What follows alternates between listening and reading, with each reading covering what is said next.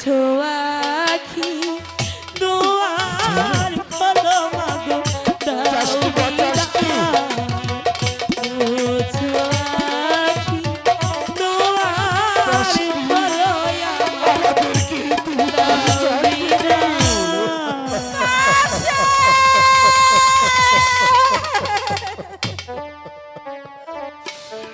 চলে যাচ্ছে আয়শা। এই বুকটা এই বুকটা চলে পড়ে ছারখার হয়ে যাচ্ছে।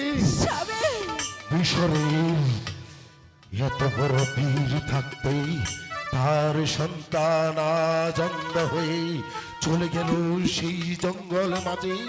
না, আমি আর এই মিশরের বুকে আর লাঠি ধরবো না।